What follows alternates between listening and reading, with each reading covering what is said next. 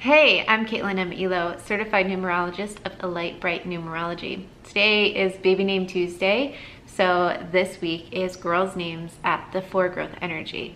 If you have no idea what I'm talking about when I say growth energy, then check out my video. I'm linking that in the description below, or my blog post, just two different ways to get to the same information. In short, the growth number represents all of the innate abilities and capabilities that an individual has to help them advance and grow on their life path, whatever that life path ends up being. Now, the 4 energy is the workhorse energy. It's a very dependable, grounded type of energy that knows how to get things done. They need stability, and so in this position in the chart, the 4 is really great at creating stability, whether it's financial, emotional, or material stability. Anything that is in this physical realm, they are fantastic at actually creating. Now, they also make very devoted partners, devoted to their family, devoted to companies. Once they find someone or something that they believe in, they commit. So these are very committed type of people that are seen as very loyal and very dependable. With that, let's get to my list of names, my favorite names at the 4 growth energy. So the first name on my list is a very melodic sounding Italian name, and it's Alessandra. This is obviously a form of Alexandra, and Alessandra only became ranked in 1987 at 932. And it has risen just a little bit since then. However, it is still fairly unusual because in 2017, it only came in at number 313, which is still on the rare side. You wouldn't really hear a lot of people being named Alessandra here in the US. The next name on my list is the name Audrey. This one is spelled with an I-E rather than an E-Y. And yes, the spelling of the name does affect the growth number.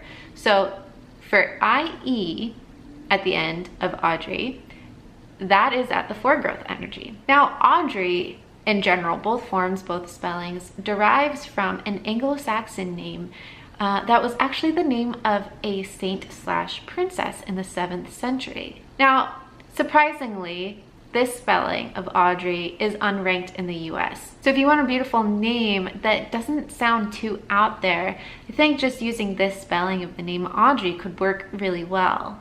The next name on my list is the name Evangeline, and this is a Greek name meaning good news. And honestly, I can't think of a better name meaning to give a child. This name fell off all of the charts within the US for 40 years, and it only reemerged in 2006, though in 2017 it was ranked at only number 267, making this still a very unusual name. The next name on my list is the name Gracelyn, and this is an elaboration of the name Grace, famously borne by the American actress turned princess Grace Kelly. Gracelyn is considered a modern invented name and only became ranked on the charts in 2004 at number 919.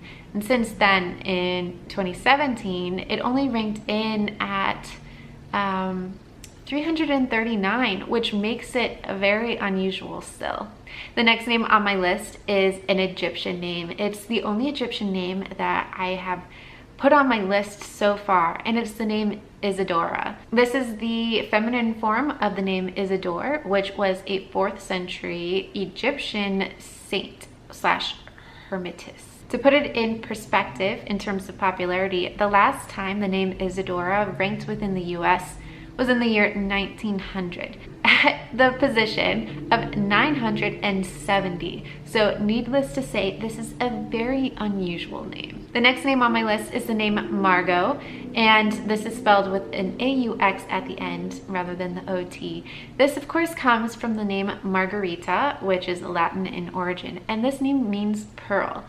Now, this name has been very comfortably in the top 100 here in the US for the last 20 years, and in 2017 it ranked in at exactly number 50. Still, I absolutely love this name, and it's difficult to find really beautiful names with an X in it, especially for girls. The next name on my list is a Filipino name, and it's actually the name of a Filipino goddess, and it's the name Maori, and this is the name of the goddess of the moon.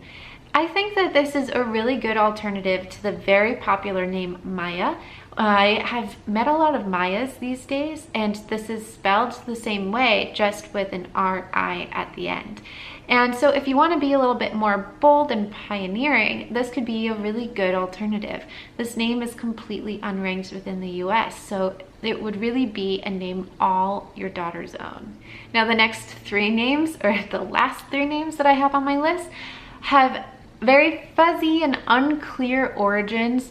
I think I may have made up one of them, but okay, anyway, let's get to it. So the next name on my list is the name Nailin, spelled Naylene, which I love Y's in names. I think they're gorgeous, especially for girls. It's all the loops. So in terms of meaning, I can only go off of what one random person has posted on one forum here in the US. And so supposedly the name Nailin means love, caring, and brave. Those seem like very disparate meanings. So again, don't quote me on this one, but it's all I could find on the internet. Nailin, however, is completely unranked here in the US. It is interesting, however, because I thought that this would be a fairly popular name, or at least ranked at some point, but only 98 babies have been named this from 1880 to 2017. So maybe your baby can be the 99th or the 100th. That would be pretty cool, right? So the next name on my list is the name Rivi, and this name, again, it most likely derives from the Hebrew name Rivka. This name is also completely unranked within the US. And then the very last name that I have on my list is the name Terrine. And honestly, I thought that I made this name up.